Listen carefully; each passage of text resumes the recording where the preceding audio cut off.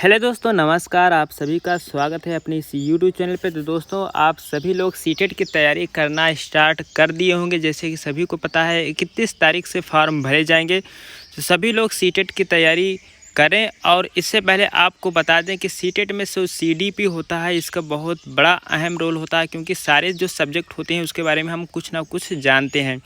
तो सीडीपी में आपको सबसे पहले जो करना है हम आपको बताते हैं। आपको टॉपिक वाइज टॉपिक तैयार करना है। आपको टॉपिक वाइज टॉपिक हर एक जो है टॉपिक को अच्छे से क्लियर करना है और उससे रिलेटेड आपको प्रैक्टिस पेपर सॉल्व करने हैं। जैसे कि आपको सभी को पता है कि पिछली बार 23 पेपर सेट सीटेट के हुए थे। अगर पिछली ही बार का अगर 23 सेट अगर आप अच्छे से इसका तैयारी कर लेते हैं, रिवीजन कर लेते हैं, तो हम आशा करते हैं आपका 100% आपका जो सीडीपी होता है, जो बेसिक नीड्स इसमें जाननी ज़रूरी होती है, वो आपकी कंप्लीट हो जाएगी और आप जो है जान पाएंगे कि हमको क्या पढ़ना है, कैसी तैयारी करना है। सीडीपी अगर आपकी तैयार हो जाती है तो लगभग मान के चले 75% आप जो है सीटेट जो है तैयार कर चुके हैं। तो चलिए आज इसी के संबंध में हम जो है यहाँ पे आपको दिखाते हैं 23/12/2021 को जो ऑनलाइन पेपर हुआ था शिफ्ट 1 का, उसमें जो पेपर आए हैं सीडीपी से संबंधित क्वेश्चन जो आए हैं उसको सॉल्व कराते हैं। और इससे आपको ये अंदाज़ा, ये अनुभव मिलेगा कि पेपर कहाँ से कैसे बनता है और क्या हमें कैसे पढ़ना है।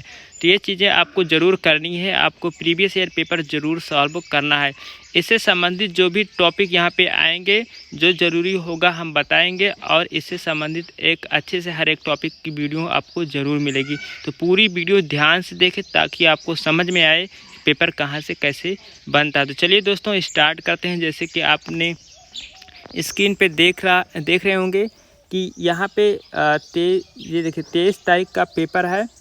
23 तारीख का पेपर जो है आपका ये है 9:30 बजे से 12 बजे तक, जो कि यहाँ पे सब्जेक्ट लिया गया था हिंदी और संस्कृत। तो हम अभी सीडीपी की केवल बात करने वाले हैं। किसकी? सिर्फ सीडीपी की यहाँ पे हम बात करने वाले हैं। तो ध्यान से क्वेश्चन को देखना और सॉल्व करने की कोशिश करना, ठीक है। तो चलिए स्टार्ट करते हैं। पहला क्वेश्चन जो हमारा है, तो देखिए दोस्तों, पहला क्वेश्चन किस टॉपिक से आया है। आपसे पूछा गया है कि निम्न में से कौन सा क्रियाकलाप बच्चों को सीखने में उनके पूर्व ज्ञान का उपयोग नहीं करता है। तो देखिए ये जो है यहाँ पे जो पूर्व ज्ञान लिखा हुआ है क्वेश्चन में, ये जो लिखा हुआ है ये हमारा है जीन पियाजे से संबंधित। लेकिन यहाँ पे पूछा गया है कि उपयोग नहीं करता है।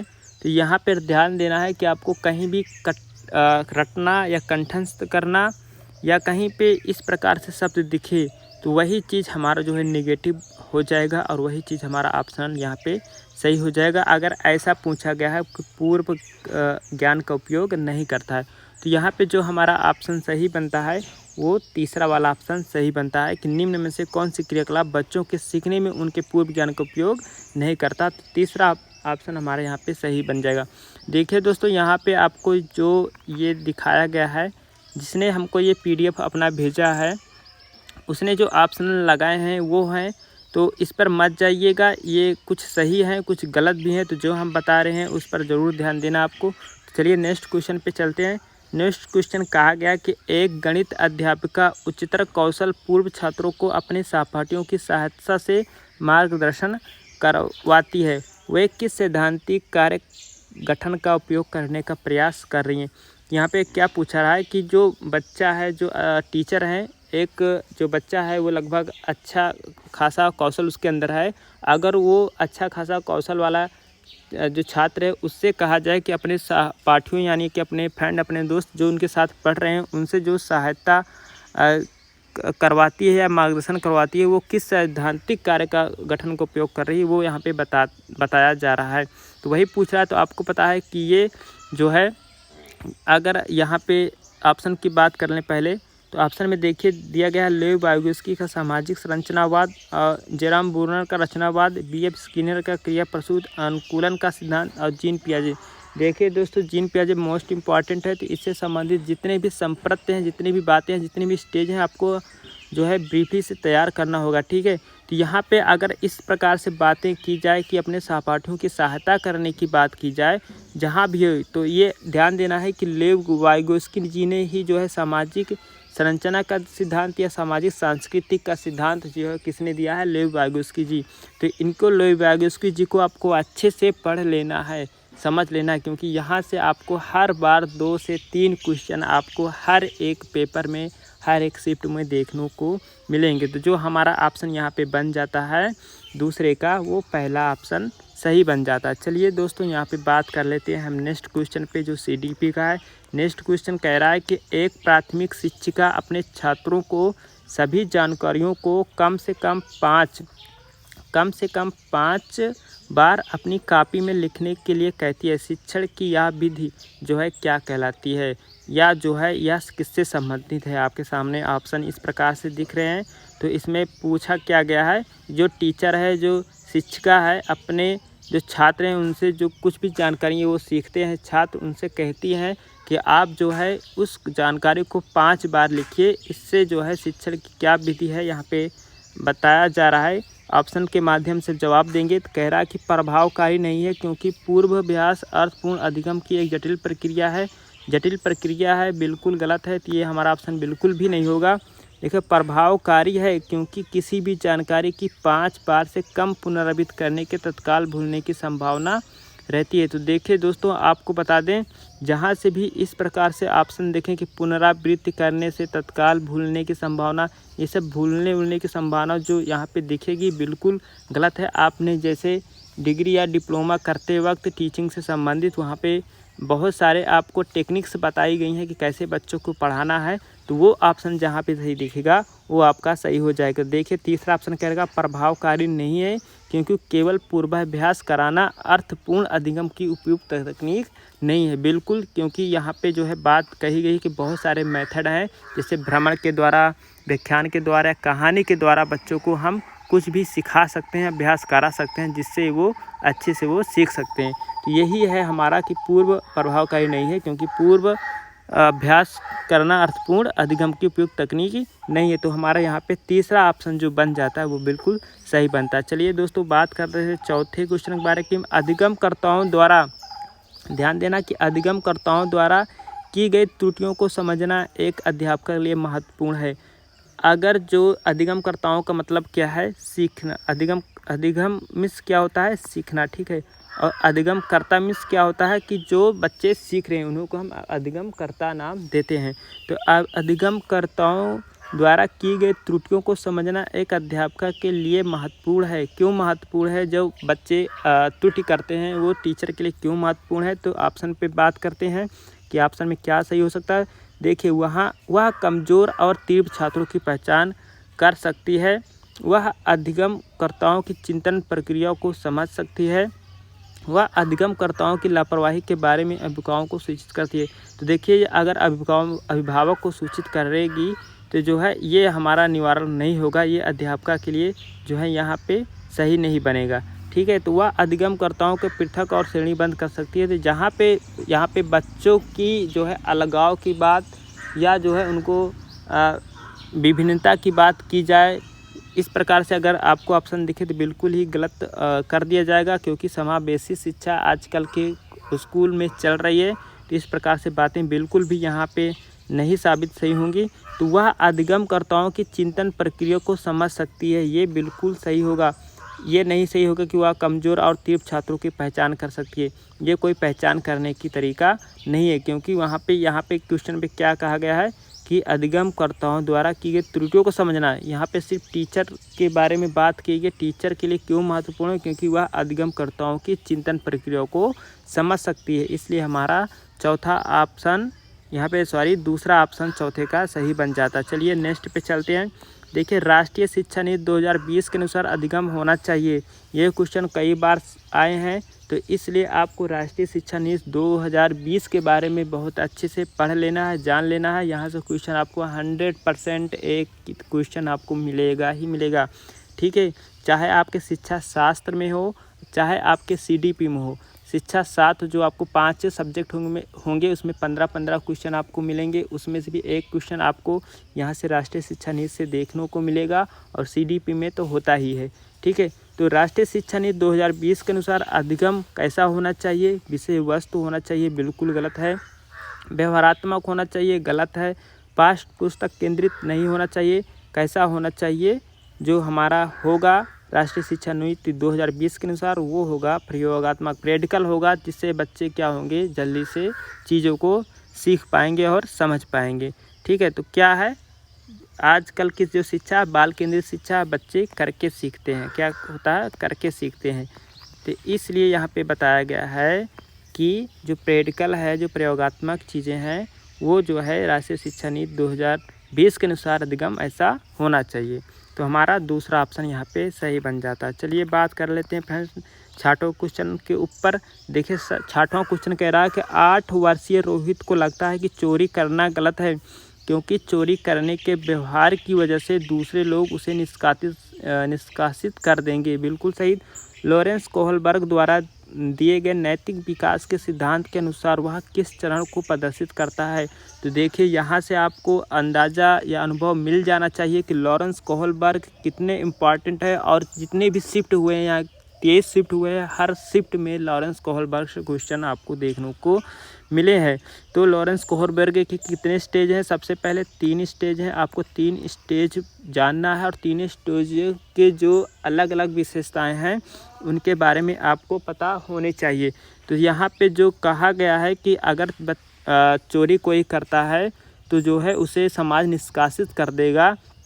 तो ये किसकी नकल कर रहा है, किस स्टेज में आता है, तो ये जो है आपका लॉरेंस कोहलबर्ग के 3 स्टेज में से आपके जो दूसरा स्टेज है, ठीक है, जो दूसरा स्टेज है, दूसरा स्टेज में आपको दंड और आज्ञाकारिता का उन्मीकरण जो है, सॉरी ये नहीं है, ये तो पहली स्टेज होगी। ये जो अच्छा लड़का और अच्छी लड़की का उन्मीकरण है, जो समाज में देख के या नकल करके बताया जाता है कि उनका बच्चा अच्छा है, आप ऐसा करोगे तो आप भी अच्छे कहे जाओगे। तो ये अच्छा लड़का अच्छी लड़की का जो है, जो भावना यहाँ पे बताई गई है, ये दूसरी स्टेज में है लॉरेंस कोहलबर्ग के, ठीक है। तो ये हमारा ऑप्शन बिल्कुल सही होगा 6वां का पहला। चलिए फ्रेंड्स बात कर लेते हैं 7वें क्वेश्चन को 12। तो दोस्तों अगर आपको वीडियो अच्छी लग रही हो तो सब्सक्राइब जरूर करें, लाइक ज़रूर करें।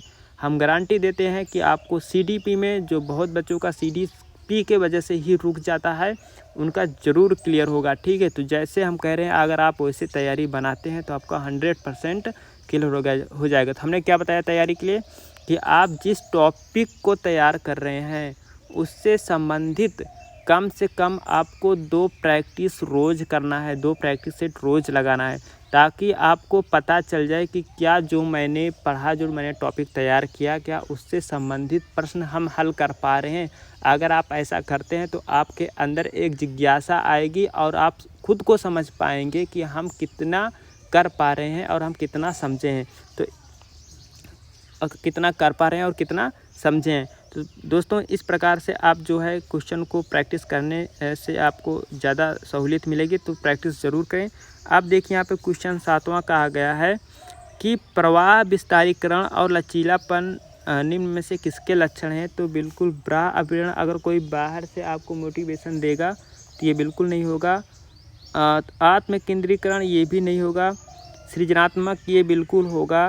कार्यात्मक अटलता ये नहीं होगा। तो देखिए दोस्तों आपको सृजनात्मक क्यों होगा, हम आपको बता दें जो सृजनात्मक बच्चे होते हैं वो अधिक प्रतिभाशील होते हैं। प्रतिभाशील होने के साथ साथ उसमें क्रिएटिविटी यानी कि रचनात्मक ज़्यादा चीज़ें उसमें देखी जाती है कि कुछ ना कुछ वो मतलब कि वो करते रहते हैं, अपने आप को हमेशा क्या करते हैं वो बिजी रखते हैं, और वो जो है उनके जो अंदर देखी जाती है कि वो लचीलापन भी होते हैं और श्रेष्ठ कार्य करने के लिए वो तत्पर भी होते हैं और कठिन कार्य करने के लिए भी वो तत्पर होते हैं।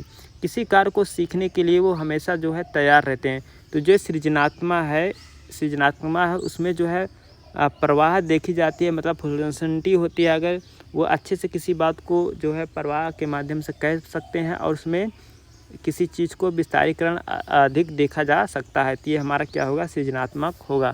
तो सृजनात्मक भी आपके इम्पॉर्टेंट है। सृजनात्मक क्या होता है इसके बारे में आपको ज़रूर पूरी अच्छी से वीडियो या टॉपिक बुक से कहीं से भी आपको पढ़ लेना चाहिए। यही हमारा उद्देश्य है कि आप चीज़ों को समझो कहाँ से क्वेश्चन आते हैं। चलिए दोस्तों, बात करते हैं क्वेश्चन 8वें के बारे में। क्वेश्चन 8वां कहा है कि निम्न में से कौन सी शिक्षण या शैक्षणिक योजना एक प्राथमिक स्तरीय कक्षा के लिए यहाँ पे प्रभावकारी है। देखिए, संकल्पना मानचित्र का इस्तेमाल तो जो प्राथमिक बच्चे होते हैं उनमें देखा जाता है, जो पुस्तकें चलती हैं प्राथमिक लेवल पे उनमें जो है मानचित्रों का अधिक प्रयोग किया जाता है। तो ये चीज़ें जो है हमारी बिल्कुल सही हो जाएंगी। फिर दूसरा कहा है कि अमूर्त से मूर्त संकलन की ओर। अमूर्त का मतलब क्या होता है कि आप पहले उनको संकेत दिखाएंगे। पहले जो छोटे बच्चे हैं उनको संकेत के माध्यम से कोई चीज़ तो दिखाएंगे नहीं, काल्पनिक चीज़ें तो दिखाएंगे नहीं, उनको सही चीज़ें दिखाएंगे ना। तो यहाँ पे जो है संकेत से अमूर्त माने सही चीज़ें उनको दिखाना, ठीक है। तो यहाँ पे कल्पनात्मक से सही संकल्पनाओं को और बढ़ाना ये बिल्कुल गलत होगा। तो आप इस प्रकार से जो शब्द हैं उसको समझने की कोशिश करें। तो ये नहीं होगा, ठीक है, ये हमारा जो है नहीं होगा। विविध सामग्रियों का प्रधान होना। देखिए, छोटे बच्चे हैं तो विभिन्न प्रकार की जो है सामग्रियों का प्रदान हो सकता है मतलब किसी के माध्यम से उनको समझाओ कि कैसे भी करके आप बहुत सारे एग्जाम्पल यहाँ पे ले सकते हो, तो बिल्कुल सही हो सकता है। कहानियों और उपव्याख्यानों का इस्तेमाल करना। देखिए, कहानी के माध्यम से अगर हम बच्चे को समझाते हैं तो उन्हें चीज़ें ज़्यादा समझ में आती हैं। तो हमारा ये दूसरा वाला ऑप्शन यहाँ पे गलत बन जाता है। पहला ऑप्शन, तीसरा ऑप्शन, चौथा ऑप्शन किस में है? तो तीसरे में है, जो कि हमारा तीसरा वाला ऑप्शन बिल्कुल 8वें का सही बन जाता है। चलिए फ्रेंड्स, बात करते हैं 9वें क्वेश्चन के बारे में। 9वां क्वेश्चन कह रहा है कि पियाजे के जो संज्ञानात्मक विकास सिद्धांत के अनुसार प्रतिवर्तिता किसी क्रिया को उल्टे क्रम में कर पाना किस चरण का बुनियादी उपलब्धि है? तो देखिए दोस्तों, आपको हम बताते चलें कि जीन पियाजे का, जैसे हमने बताया, कुछ संप्रत्य दिए हैं, 7-8 संप्रत्य ऐसे दिए हैं। जैसे आपको दिए हैं अनुकूलन क्या होता है, तो आपको पता हो जाए। अनुकूलन के अंतर्गत 2 चीज़ें बताई हैं, जैसे अकोमोडेशन, क्या बोलते हैं इसमें, अकोमोडेशन, ठीक है। अकोमोडेशन मीन्स क्या होता है, समायोजन। और दूसरा क्या है हमारा, एसिमिलेशन, ठीक है। एसिमिलेशन है, ये क्या होता है हमारा, आत्मसातीकरण, जिसको हिंदी में बोलते हैं। तो इस प्रकार से वहाँ पे वर्गीकरण, क्रमबद्धता, संरक्षण और आपका जो ये प्रतिवर्तिता, ये सब चीज़ें वहाँ पे बताई गई हैं। तो इन चीज़ों का नाम आपको पता होना चाहिए, मतलब क्या होता है। तो हम जो है जीन पियाजे से संबंधित जितने भी क्वेश्चन देखने को मिलेंगे आप कर पाएंगे। तो देखिए, यहाँ पे बताया कि किस क्रिया को उल्टे क्रम में कर पाना। यहाँ पे आपको बता भी दिया गया है कि प्रतिवर्तिता का मतलब क्या होता है कि किसी क्रिया को उल्टे क्रम में कर पाना किस चरण की बुनियादी उपलब्धि है। तो यहाँ पे देखिए, जीन पियाजे ने कितने स्टेज बताए हैं, 4 स्टेज बताए हैं। उसमें जो हमारा मूर्त क्या होता है, मूर्त संक्रियात्मक जो चरण होता है, इस चरण में बच्चे जो है किसी क्रिया को उल्टे क्रम में कर पाते हैं। अगर वो कहा जाए उनसे कि कोई वर्ग बना है ऐसे, फिर उसके बाद ऐसे बना दिया जाए, अगर उनसे कहा जाए कि आप इसको उल्टा करिए, तो फिर से वो जो है इस चीज़ों को वो घुमा के ऐसे काट देंगे और इसको अपोजिट करके जैसे ऐसे बनाए हैं तो इसको ऐसे कर पाएंगे। तो वो मूर्त संक्रियात्मक अवस्था में होता है, ठीक है। तो इस प्रकार से सारी स्टेजें और उनका नाम का मतलब पता होना चाहिए जीन पियाजे से संबंधित। चलिए यहाँ पे बात करते हैं क्वेश्चन 10वें के ऊपर कि बच्चों द्वारा ग्रहित वैकल्पिक संकल्पनाएं और भ्रांतियाँ क्या दर्शाती हैं। जो बच्चे के अंदर भ्रम होता है और संकल्पनाएं होती हैं वो क्या दर्शाती हैं कि अस्थायी संकल्पना ठहराव है। बिल्कुल ये ऐसा नहीं है कि बच्चे के अंदर कोई भ्रांति है तो उनके अंदर ऐसा ठहराव है, ऐसा उनके अंदर मन में बसा हुआ है। अधिगम अक्षमता है, तो बिल्कुल ऐसा भी हम नहीं कह सकते हैं, ठीक है। निराधार दावे हैं, ये भी हम नहीं कह सकते हैं। किसी संप्रत्य के बारे में सहज विचार, जो संप्रत्य है क्या है, जो कि संप्रत्य है उसके बारे में उनका सहज विचार, ठीक है, वो अपने विचार को वो प्रदर्शित कर रहे हैं, जिसके माध्यम से टीचर उनको दूर करने की कोशिश कर सकते हैं। तो ये भ्रांतियाँ क्या दर्शाती हैं, किसी संप्रत्य के बारे में अपने उनके सहज विचार दर्शाती हैं। तो हमारा 10वें का चौथा सही बन जाता है। चलिए बात करते हैं इसी प्रकार से दोस्तों। तो 11वें क्वेश्चन पर बच्चों के प्राथमिक सामाजिकरण के लिए निम्न में से कौन सी संस्था जिम्मेदार है। तो सभी को पता है जो बच्चे का प्राथमिक पाठशाला क्या होता है, परिवार होता है। तो परिवार ही जो है बच्चे के प्राथमिक सामाजिकरण के लिए जिम्मेदार है। अब चलिए दोस्तों बात कर लेते हैं हम 12वें क्वेश्चन के बारे में। 12वां क्वेश्चन कह रहा है कि गणत्यात्मक और संज्ञानात्मक विकास होता है किशोरावस्था तक होता है, बाल्यावस्था तक होता है, संपूर्ण जीवन काल के दौरान होता है या व्यवस्था तक होता है, यानी कि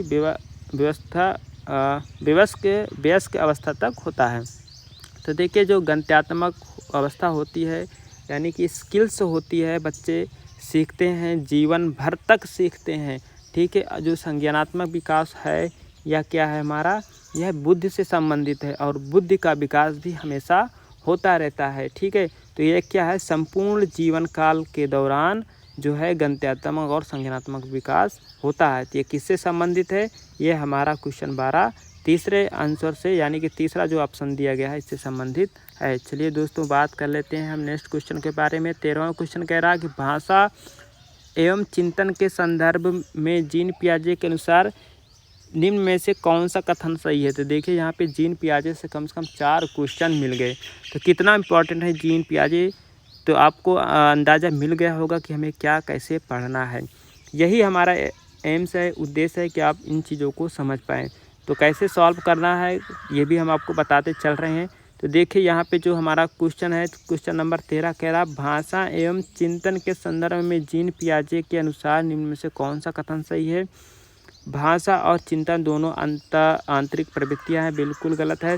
भाषा और चिंतन दोनों स्वतंत्र प्रक्रिया हैं, बिल्कुल गलत है। जीन पियाजे के अनुसार चिंतन भाषा का निर्धारण करती है, बिल्कुल सही है। देखिए यहाँ पे 2 चीज़ें हैं जो बहुत कन्फ्यूजन करती हैं और लगभग सभी सेट में क्वेश्चन पूछा ही गया है, जीन पियाजे जी और वाइगोस्की जी, ठीक है, वाइगोस्की, ठीक है। ये इसलिए हम बता रहे हैं वाइगोस्की और जीन पियाजे कि ये दोनों जो है एक ही बात कहे हैं।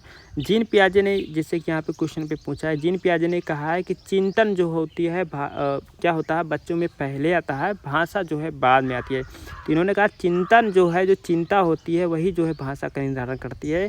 बल्कि वाइगोस्की जी ने क्या कहा है, वाइगोस्की जी ने कहा है कि जो भाषा होती है वो चिंतन का विस्तार करती है, यानी कि बच्चों में भाषा पहले आती है। वाइगोस्की ने क्या क्या, बच्चों में भाषा पहले आती है। जीन पियाजे ने कहा नहीं, चिंता जो है बच्चों में पहले आती है। ये चीज़ें आपको अच्छे से जानना पड़ेगा और इस प्रकार से आप पढ़ सकते हैं। तो हमारा 13 का तीसरा ऑप्शन जो है वो सही है। चलिए 14 क्वेश्चन कह रहा है कि निम्न में से कौन सा समावेशी अध्यापन का सिद्धांत नहीं है।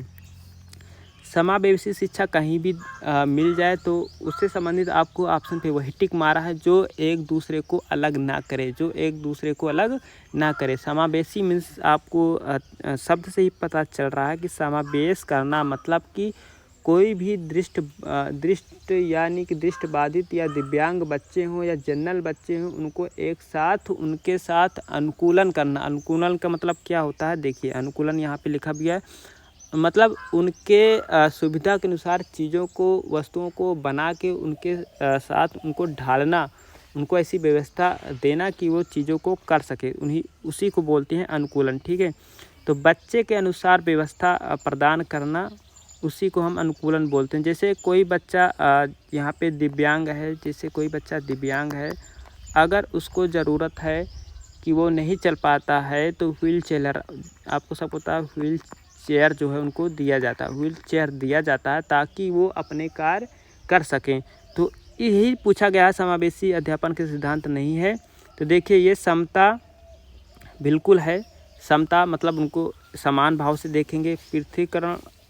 पृथकीकरण और नामीकरण, ये भी जो है हमारा क्या है, ये भी हमारा क्या है, ये भी हमारा जो है पृथकीकरण और नामीकरण, ये भी हमारा जो है ये गलत है, ठीक है, ये गलत है। यहाँ पे जो नहीं है वही पूछा भी गया है, तो ये हमारा सही हो जाएगा। विभिन्नताओं के अनुसार तंत्र अनुकूलन, ये बिल्कुल सही है क्योंकि ये जो है समावेशी अध्यापन का सिद्धांत है। व्यक्तिगत विभिन्नताओं को अपनाना, हर व्यक्ति में अपनी व्यक्तिगत विभिन्नता होती है, उनको अपनाना चाहिए, ठीक है। तो ये बिल्कुल सही है, यहाँ पे ये भी सही है। लेकिन ये जो है पृथकीकरण और नामीकरण, अलगाव, ये विभिन्नता जो है अलगाव, ये हमें नहीं देखा जाना चाहिए हमारे सभी शिक्षा में। तो हमारा 14 का जो है यही हमारा दूसरा जो है ऑप्शन यहाँ पे सही बन जाएगा। चलिए फ्रेंड्स, बात करते हैं 15 क्वेश्चन के बारे में। 15वां क्वेश्चन कह रहा है कि निम्नलिखित में से कौन सी योजनाएं समस्या समाधान के लिए प्रभावशाली हैं। अगर बच्चे में कोई समस्या है तो उसके लिए क्या समाधान है। तो बहुत सी आपको प्रोजेक्टिव मेथड यहाँ पे टीचिंग स्किल में पढ़ाई गई हैं कि हर बच्चे को कैसे कैसे पढ़ाना है। तो यहाँ पे देखिए, कलन विधि बिल्कुल सही है। अन्वेषण की खोज के माध्यम से बच्चे ज़्यादा सीखते हैं। कलन विधि के माध्यम से भी बच्चे ज़्यादा सीखते हैं, उनकी समस्याएं खुद सॉल्व हो जाती हैं। बिना बोध के बिल्कुल गलत हैं। प्रक्रियात्मक अवस्था बिल्कुल गलत है। तो जहाँ पे देखिए, जहाँ पे 1-2 ऑप्शन दिख रहा है, क्या कहीं पे चौथा ऑप्शन बिल्कुल हमारा सही है 15 क्वेश्चन के बारे में। तो वीडियो काफ़ी लंबी हो रही है, तो जल्दी जल्दी चलते हैं दोस्तों, आप समझने का कोशिश करेंगे। यहाँ पे हमें पता है। चलिए, क्वेश्चन नंबर 16 कह रहा है कि एक बच्चा पेंसिल पकड़ने और लिखने से पहले गेंद फेंकने की क्षमता पा लेता है। यदि इस चीज़ का विकास के किस सिद्धांत की ओर इशारा करता है। यानी कि बच्चा क्या है कि पेंसिल पकड़े और लिखने, मतलब कि हाथ से जो छोटी स्किल होती है, जो फिंगर से जो छोटी स्किल है, वो जो है इससे करने से पहले उस स्किल यानी कि कलम पकड़ने और लिखने से पहले वह जो है बाल को फेंक लेता है। क्या स्थिति विकास के किस सिद्धांत को इशारा करती है। तो आपने जब विकास के सिद्धांत पढ़ेंगे तो उसमें अधोमुखी सिद्धांत और अधोगामी सिद्धांत और शीर्षगामी सिद्धांत पढ़ेंगे। ये भी इम्पॉर्टेंट है। हर एक आपको दिखेंगे, हर एक शिफ्ट में पेपर में ये पेपर आया हुआ है। तो देखिए, यहाँ पे अधोगामी सिद्धांत होगा जो बिल्कुल है, जो बच्चे जो है बीच से स्टार्ट करते हैं। और देखिए, शीर्षगामी सिद्धांत ये भी है, लेकिन ये शीर्षगामी सिद्धांत इसलिए होगा कि शीर्षगामी सिद्धांत में क्या कहा जाता है कि बच्चे पहले अपने जो है सिर से जो है पैर की तरफ, उनका यहाँ पे सबसे ही जो है यहाँ पे क्लियर हो जा रहा है कि बच्चे पहले सिर से पैर की तरफ जो विकास करते हैं। पहले कैसे करते हैं बच्चे, सिर से पैर की तरफ, यानी कि पहले अपने सिर को वो जो है क्या कर पाते हैं, सिर को जो है यहाँ पे अपने मतलब कि सिर को हिलाना डुलाना या अपने जो है बस में यहाँ पे करना सीख पाते हैं। सिर को मतलब अपने अंदर, यार सब नहीं याद रहा, चलो आप हमारे कहने का मतलब समझ पा रहे हैं ना। इस सिर को अपने बस में, मतलब वही होता है, अपने बस में कंट्रोल कर पाते हैं। फिर उसके बाद उनके किसका विकास होता है, फिर उनके यहाँ पे छाती का विकास होता है, पेट पैर का विकास होता है, फिर वो भुजाओं का उनका विकास होता है। यानी कि सबसे पहले उनके सिर का विकास होता है, इतना समझिए, ठीक है। अधोगामी में क्या होता है, यहाँ पे सबसे पहले उनकी रीढ़ का विकास होता है, यानी कि रीढ़ की हड्डियों का विकास होता है। किसकी, रीढ़ की हड्डी जो बीच से स्टार्ट होती है, उसको हम अधोगामी विकास का सिद्धांत कहते हैं। तो यहाँ पे देखिए, बाल को पहले फेंक रहा है, यानी कि उनके वो जो है छोटी छोटी चीज़ें विकास हैं, यानी कि उनका बीच से स्टार्ट हुआ, वो पहले ही बाल को फेंक ले, फिर छोटी चीज़ें वो बाद में सीख रहे हैं। तो ये हमारा यहाँ पे सही बन जाएगा, अधोगामी विकास। तो हमारे कहने का मतलब दोस्तों आप लोग को समझ में आ रहा होगा, तो ये समझ जाइए, ठीक है। देखिए, अब यहाँ पे लेवी-वाइगोस्की की बात आ गई। लेवी-वाइगोस्की द्वारा दिए बच्चों के विकास का सिद्धांत किस पर आधारित है। तो लेवी-वाइगोस्की जी ने किस पे बात की है, हमेशा सामाजिक और सांस्कृतिक के ऊपर बात की है। तो देखिए, यहाँ पे पहला ही ऑप्शन भाषा और संस्कृति, इन्होंने इस पर बात की है, भाषा और संस्कृति के ऊपर। इन्होंने बताया कि भाषा जो होती है, बच्चे जो है पहले सीख के आते हैं, यानी कि भाषा क्या होती है, भाषा जन्मजात होती है। और उन्होंने बताया कि बच्चे में जो है एक डिवाइस पाया जाता है जिसको हम लैड बोलते हैं, और वो उसी के माध्यम से बच्चे हर चीज़ों को वो सीख जाते हैं, उनको सिखाने की ज़रूरत नहीं होती है। ये बातें किसने की है, ये बातें लेवी-वाइगोस्की जी ने कही है। चलिए आगे चलते हैं 18वें क्वेश्चन के ऊपर। 18वां क्वेश्चन कह रहा है, कुम्हार समुदाय से संबंधित बच्चों संख्या संरक्षण से पहले द्रव्यमान संरक्षण सीख लेते हैं। देखिए, कुम्हार है जो क्या बनाते हैं, दीपावली दिन आपने देखा होगा कि जिसमें ऑयल डाल के जलाते हैं दिया, वो बनाते हैं, गगरी वगैरह बनाते हैं, और बहुत सी चीज़ें हैं, घड़ा वगैरह, ये सब सारी चीज़ें बनाते हैं। तो वो क्या कहते हैं, सबसे पहले क्या कर पाते हैं, पहले द्रव्यमान संरक्षण सीख लेते हैं, ठीक है।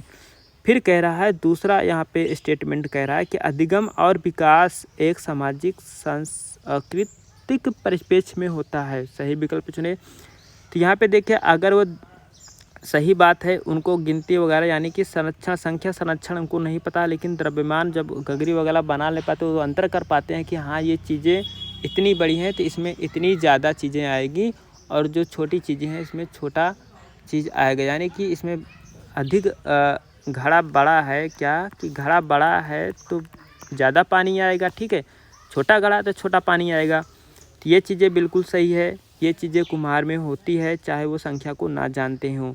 अधिगम और विकास एक सामाजिक सांस्कृतिक परिक्षेप में होता है, बिल्कुल सही है।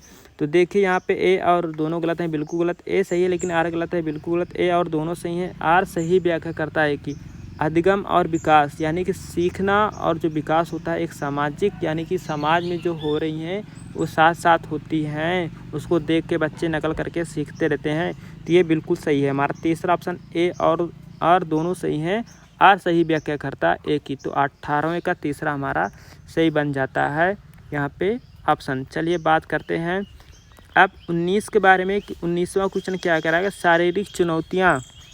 ध्यान से क्वेश्चन को देखना है। शारीरिक चुनौती अनुभव करने वाले विद्यार्थियों के समावेशन हेतु क्या जरूरी है। ध्यान से देखना, शारीरिक चुनौती अनुभव करने वाले विद्यार्थियों के समावेशन हेतु क्या जरूरी है। विशेष स्कूलों में स्थापन, जैसे कि हमने पहले ही बताया कि इस प्रकार से आपको नहीं देखना है कि किसी को दिव्यांगता है तो उनके लिए स्पेशल कोई अलग चीज़ व्यवस्था करेंगे। इससे क्या होगा, उनके अंदर अलगाव आएगा, ठीक है, अपने आप को हीन भावना से वो देखेंगे। ये सब चीज़ें नहीं करनी है। समावेशी से हमारा क्वेश्चन बना हुआ है। तो विशेष स्कूलों में स्थापन ये कोई ज़रूरत नहीं है।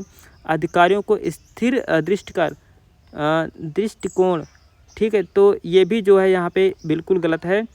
तो यहाँ पे आधारभूत अभिगम्यता, तो ये देखिए यहाँ पे ये कोई पाठ्यक्रम ऐसा नहीं है कि उनके लिए अलग से पाठ्यक्रम बनाया जाएगा, ऐसा नहीं। उनके लिए आधारभूत अभिगम्यता जो है, बेसिक नीड्स उनके जो ज़रूरत होती हैं उसको जो है उनके साथ पूरा करके उनको हम शिक्षा ग्रहण कराएंगे। तो ये हमारा तीसरा ऑप्शन जो है सही बन जाता है 19 का। चलिए दोस्तों बात कर लेते हैं 20 क्वेश्चन के ऊपर के। 20वां क्वेश्चन कह रहा है, कक्षा में व्यक्तिगत भिन्नताओं के संभालने हेतु एक प्राथमिक शिक्षक को निम्न में से क्या करना चाहिए। तो देखिए व्यक्तिगत भिन्नता से किसने क्वेश्चन सारे बनने हैं, कितना इंपॉर्टेंट है, तो ये चीज़ें आपको ध्यान देनी है। चलिए ऑप्शन के ऊपर बात करते हैं। विद्यार्थियों को अधिगम के विभिन्न अवसर प्रदान करने चाहिए, तो जहाँ पे विभिन्न प्रकार के अवसर दिए हों, जैसे कि हमने इसके पहले भी बताया कि उनको विभिन्न प्रकार से टेक्निक यानी कि प्रोजेक्टिव मेथड के द्वारा बच्चों को सिखाया जा सकता है और सीख सकते हैं, जैसे कि इसके पहले ही क्वेश्चन में वो आपको पता चल चुका है। तो देखिए यहाँ विविध प्रकार के अवसर प्रदान करना चाहिए, तो बिल्कुल यही सही होगा। आगे भी देख लेते हैं ऑप्शन की, कक्षा में सबके लिए कड़े नियम, बिल्कुल जहाँ पे कड़े कठिन रटना ये सब आए बिल्कुल गलत काट देना है। देखिए तीसरा ऑप्शन क्या है, प्राथमिक स्तर पर पेपर पेंसिल आधारित मानक परीक्षण बिल्कुल किसी के लिए हम निर्धारण नहीं कर पाते कि ये चीज़ें हमको सिर्फ यही चीज़ें पढ़ाना, ठीक है, तो ये गलत होगा। सभी के लिए समान पाठ्यक्रम और अधिगम गति निर्धारित करनी चाहिए, ऐसा नहीं है, ठीक है, कि सभी के लिए समान पाठ्यक्रम और अधिगम गति का निर्धारण कोई चीज़ निर्धारण इसमें नहीं कर सकते हैं, ठीक है। तो हमारा विद्यार्थियों को अधिगम के विभिन्न प्रकार के अवसरों को प्रदान करना चाहिए, भी इसका यही सवाल बन जाता है। चलिए फ्रेंड्स बात करते हैं नेक्स्ट क्वेश्चन के बारे में। तो नेक्स्ट क्वेश्चन हमारा जो है 21 नंबर का है। ये कह रहा है कि भैया यह अवधारणा कि बच्चों के आचरण को प्रवीरीकरण और दंडों द्वारा परिवर्तित किया जा सकता है। देखिए यहाँ पे शब्दों का बहुत बड़ा खेल है। सीटेट में बहुत सारे बच्चों का इसीलिए रुक जाता है कि वो शब्दों को नहीं समझ पाते हैं। सीडीपी अगर आपका मजबूत होगा तो 100% आपका सीटेट क्लियर होगा। तो यहाँ पे जो आपको शब्द दिख रहे हैं वो सीडीपी के माध्यम से ही समझ में आएंगे। तो देखिए जो प्रवीरीकरण है इसका मतलब क्या होता है, इसका मतलब होता है रेनफोर्स। क्या होता है, इसका मतलब होता है रेनफोर्स, ठीक है। रेनफोर्स क्या होता है कि बच्चे अगर स्कूल या संस्था में कोई प्रशिक्षण के दौरान अगर अच्छे कार्य करते हैं तो उनको पुरस्कृत किया जाता है कि वाह, जैसे टॉफ़ी दे देना, बिस्कुट दे देना, ठीक है, या जो है उनको ये कहा जाता है, उनके पीठ पे थपथपा जाता है कि शाबाश आपने कितना अच्छा काम कर लिया। इससे बच्चे में क्या होता है, मोटिवेशन मिलता है और अच्छे कठिन कार्य करने के लिए तत्पर हो जाते हैं। दंड द्वारा परिवर्तित किया जा सकता है, तो दंड द्वारा आपको पता ही है, तो दंड द्वारा कैसे परिवर्तित किया जा सकता है। इस विचार पर आधारित है कि प्राथमिक रूप से विकास किससे प्रभावित होता है, या ऑप्शन पे पर चले। ऑप्शन में क्या है, केवल वातावरण से, केवल आनुवंशिकता से। देखिए आनुवंशिकता से कहाँ होगा, आनुवंशिकता में पहले ही पेट से ये चीज़ें बताई जाती हैं, सिखाई जाती हैं कि बच्चे जो है पूरा यहाँ पे रेनफोर्स के द्वारा और दंडों द्वारा परिवर्तित किया जा सकता है। बिल्कुल ऐसा नहीं है, ना तो आनुवंशिकता और ना ही वातावरण से। देखिए यहाँ पे आनुवंशिकता तो नहीं होगा लेकिन वातावरण से होगा। आनुवंशिकता और वातावरण से बिल्कुल अनवश्यकता जहाँ पे हो तो बिल्कुल गलत ही हो जाएगा, ये भी गलत। तो हमारा केवल वातावरण से, कि वातावरण के ही माध्यम से बच्चे देखकर सीखते हैं। अगर वातावरण में बच्चों को अच्छा जो है संस्कार सिखाया जाता, अच्छे संस्कृति में होते हैं, तो वो बच्चे जो है सीख जाते हैं। तो वातावरण के माध्यम से जो है परिवर्तित किया जा सकता है। यह विचार जो है किस पर आधारित है? वातावरण से आधारित है। वातावरण में जैसे बच्चे देखेंगे वैसे करेंगे। तो ऑप्शन 1 सही होगा।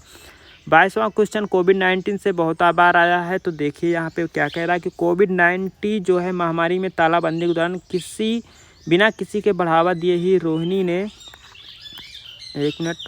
ने अपनी बड़ी बहन के पास मौजूद कहानियों के पुस्तकों को पढ़ना पसंद करती है। रोहिणी एक क्या है? स्वतः प्रेरित अधिगमकर्ता है, प्रतियोगात्मक अधिगमकर्ता है, या प्रदर्शन यहाँ पे प्रदर्शन नहीं करती है, ना बाहर से प्रेरित हो रही है, ना ही कोई जो है यहाँ पे प्रतियोगिता हो रही है, ठीक है, जिसमें वो भाग करे। तो ये भी गलत होगा। तो हमारा सही है कि खुद से वह प्रेरित है इस चीज़ को सीखने के लिए, इसलिए वह जो है बिना किसी के बढ़ावा से ही जो है अपने रोहिणी के पास, अपनी बड़ी के पास जो है क्या करती है? कहानियों का पुस्तकों पढ़ना पसंद करती है। तो ये हमारा क्वेश्चन 22 का पहला ऑप्शन सही बन जाता है।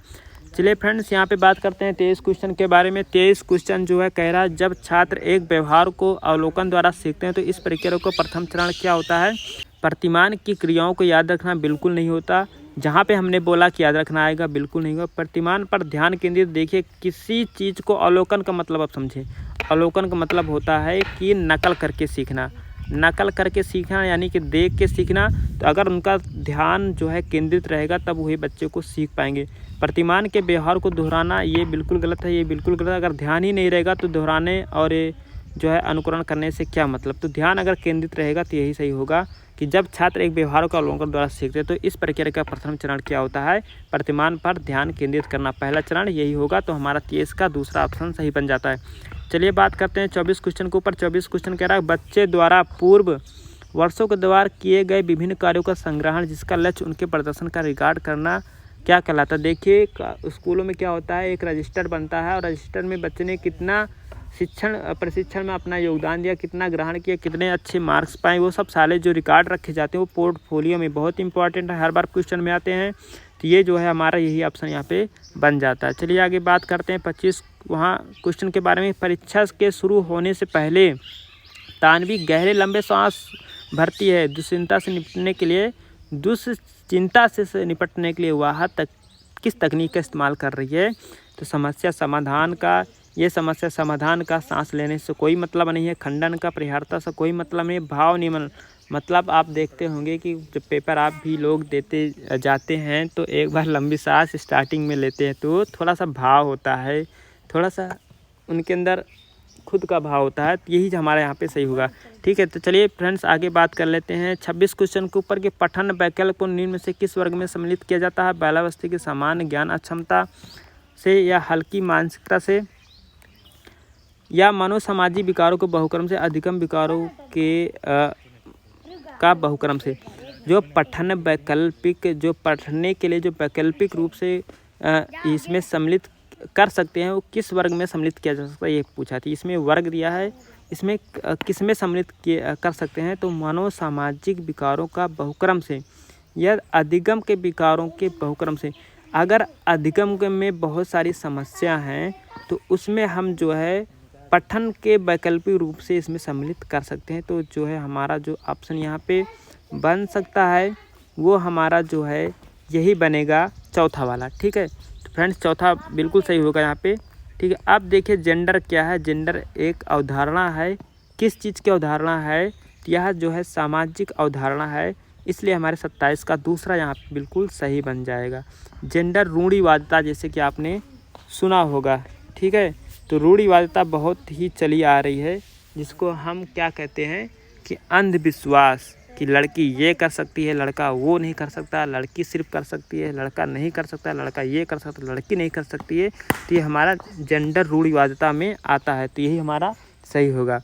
तो 27 का दूसरा हमारा ऑप्शन यहाँ पे बिल्कुल सही बन जाता है। चलिए फ्रेंड्स बात कर लेते हैं 28 क्वेश्चन के ऊपर कि देखिए ये भी हमारा जीन पियाजे से 5 क्वेश्चन मिल चुके हैं अभी तक। तो जीन पियाजे कितना इम्पोर्टेंट है आप सभी को जानना बहुत ज़रूरी है। जीन पियाजे का 28वां क्वेश्चन कह रहा है कि 2 गिलास में समान मात्रा में जल है, परंतु अनु सोचती है, एक लड़की है जो अनु नाम है जिसका, वो सोचती है कि लंबे गिलास में छोटे और बड़े चौड़े गिलास में अधिक जल है।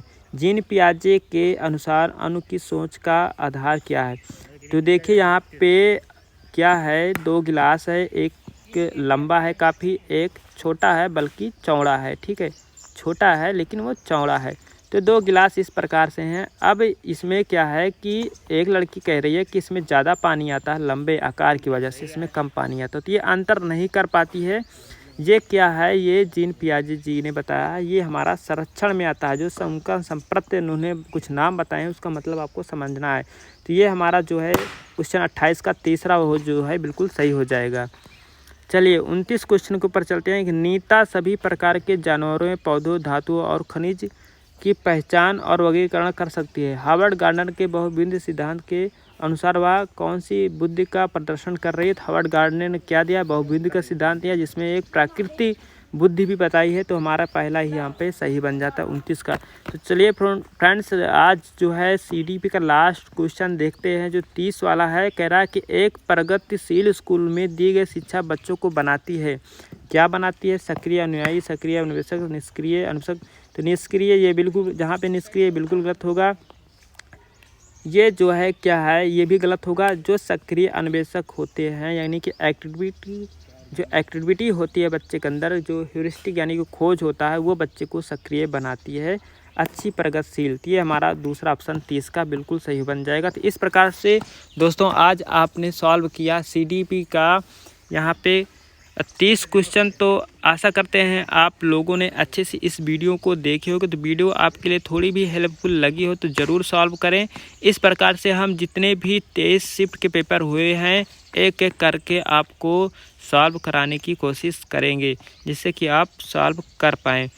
तो आप ज़रूर इसे सॉल्व करने की कोशिश करना और पूरी वीडियो ज़रूर देखना। अगर वीडियो अच्छी लगी हो तो लाइक, शेयर, सब्सक्राइब ज़रूर करें, ताकि नेक्स्ट वीडियो का नोटिफिकेशन आप तक ज़रूर पहुंच जाए। तो पूरी वीडियो में बने रहने के लिए आपका थैंक यू। मिलते हैं नेक्स्ट वीडियो में, तब तक के लिए नमस्कार।